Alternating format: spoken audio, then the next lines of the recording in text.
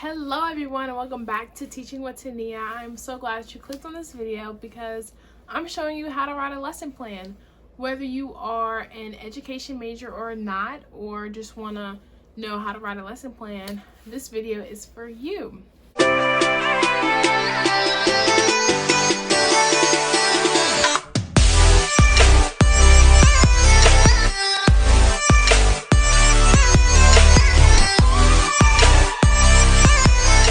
Because this video may be a little long, I want to go ahead and get started.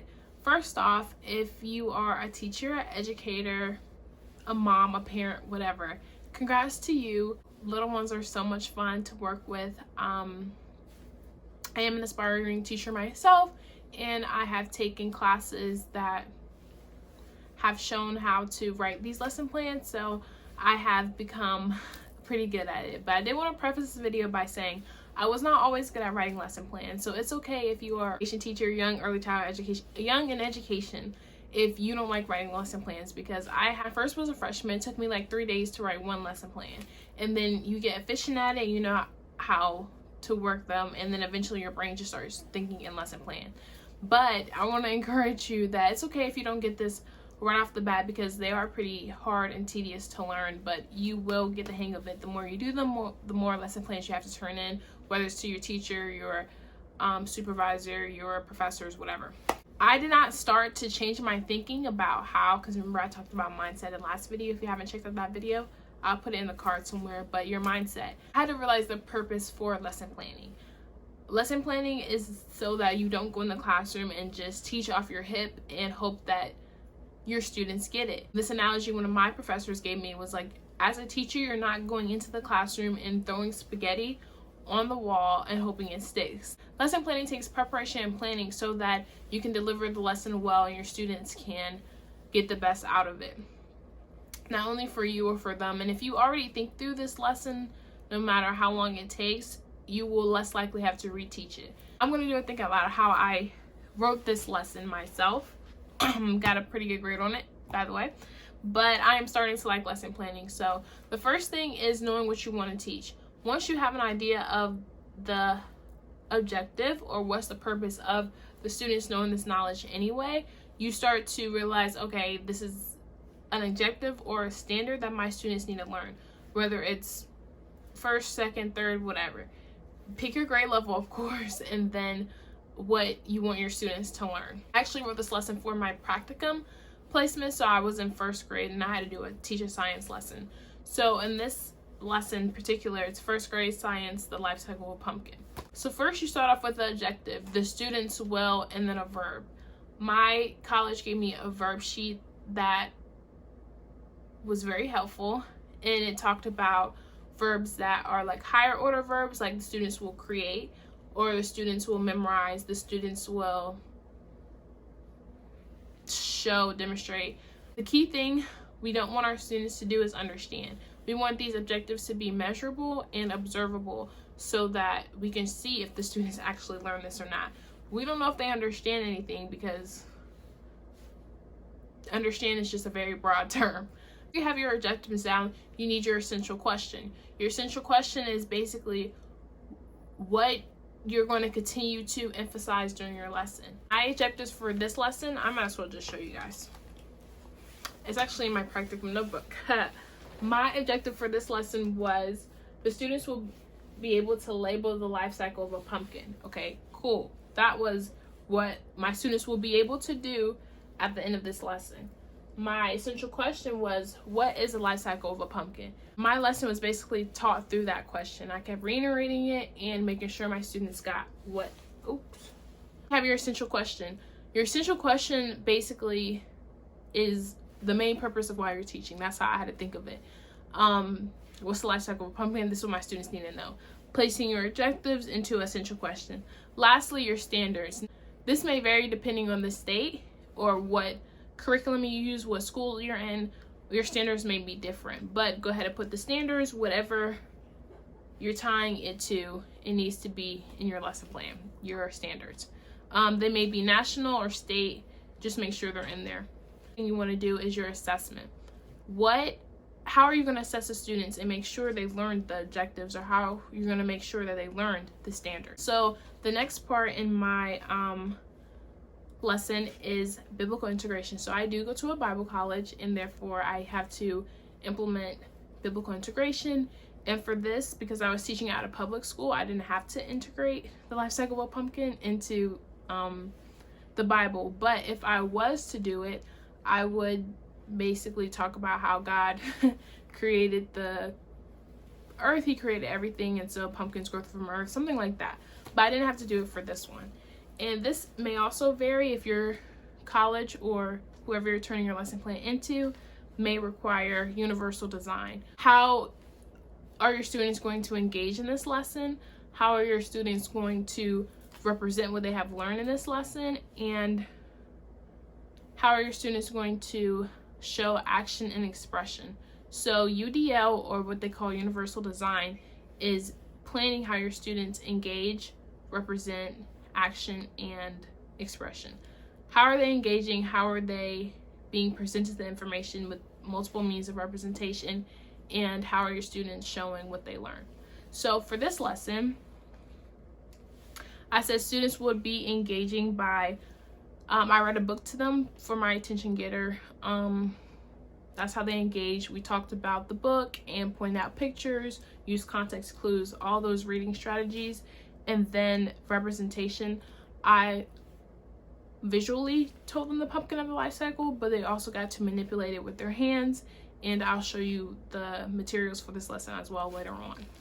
The students, basically the assessment of what they were going to be able to show me that they learned the essential question, the standards, all that stuff, how they met those objectives by labeling it themselves.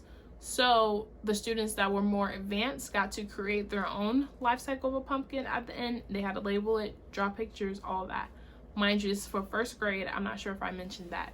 But the students got to label it for advanced learners, and then for everybody else, they got to cut out the life cycle of a pumpkin and label it themselves, color, all that stuff. So I was checking to make sure that the labeling was correct. As far as the lesson itself, now we get into the procedures of the lesson.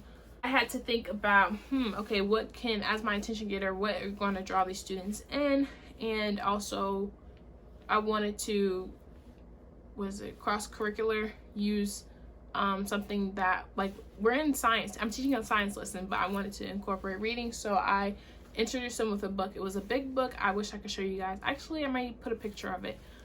But it was a really big book, and it was really fun for the students. They engaged so well.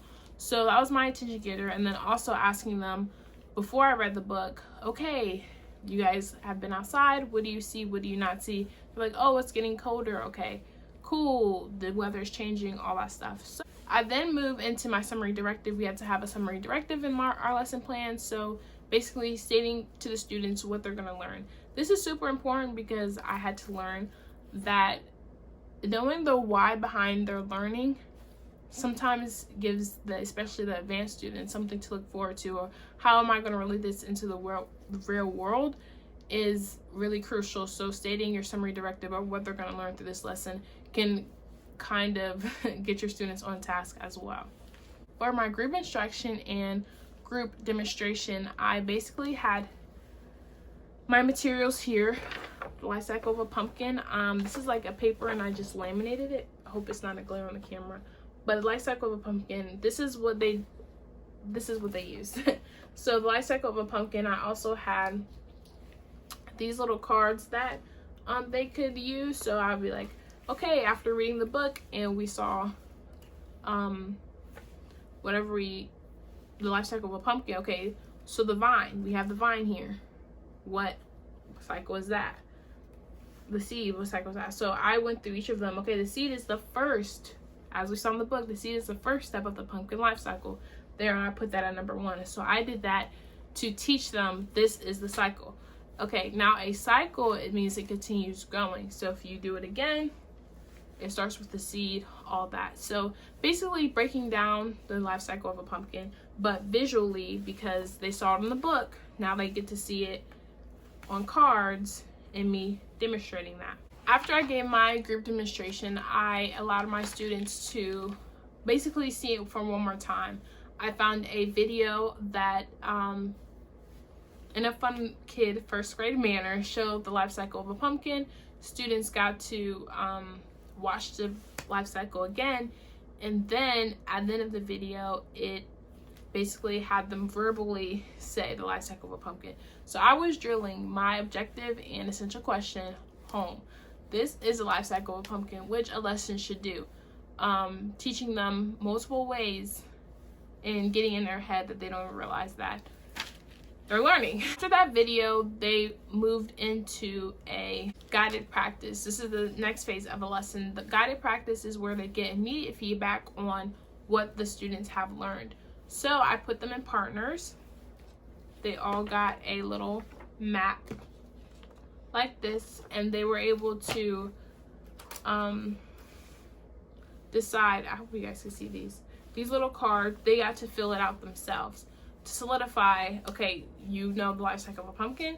And I went around and checked all the groups to make sure the life cycle was correct. Now, some students who weren't paying attention and just didn't get it at first, they had to, well, maybe they were paying attention, I shouldn't say that, but they got to see, hey, this is not correct, or hey, double check your answer. Are you sure that's the life cycle of a pumpkin? Like, I got to correct some of them that were not correct, and get into their thinking a little bit. Okay, this group doesn't understand it, this group does understand it, and get that immediate feedback. Once I checked their work and I dismissed them, they were able to go back to their original seats.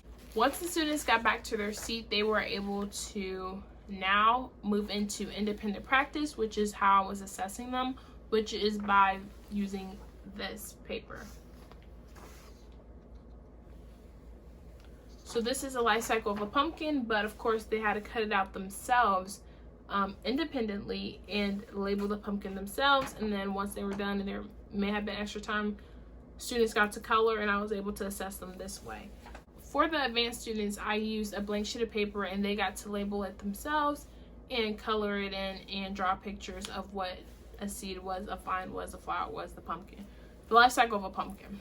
For my closure, I just called on the student and said, okay, class, what did we learn today? The life cycle of a pumpkin. Can somebody tell me what the life cycle of a pumpkin was? I asked one girl, and she couldn't memorize it. So then I asked her to phone a friend, and they were able to collectively come with that as a class. And then for my closure, I just said, okay, life cycle of a pumpkin went through it themselves just to solidify it one last time in their head to meet my objectives and my essential question. So that is how the structure of a lesson plan goes. I hope that helped you out a lot of how to write your own lesson plans and how to think through, like, okay, the attention getter is like how to get the students' attention. Group practice, guided practice is that immediate feedback, and then their independent practice is like feedback later on that can maybe be graded or whatever the teacher decides. But after my closure, I just had to write how I differentiated instruction for advanced learners and maybe not advanced learners. So as a class, it's my practicum class. I don't know what students have IEPs, whatever needs that they do have, but what I can plan for are students that may get it right away and students that may need a little help. That is why I did the video. That is why I reiterated it multiple times, and why I liked the group practice, because they were able to decide as a group, okay, this is it. And if one student didn't get it, hopefully the other one did, and I was able to check that way. And I had to write how I would change this lesson for a student with a given IEP or without an IEP. So I wrote that down, and then the resources, the materials. I just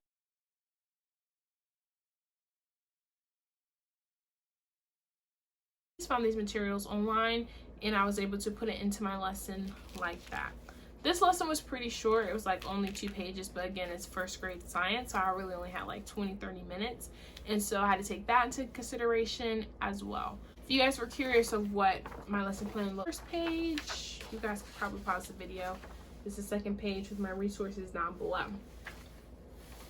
So that is how you make a lesson plan.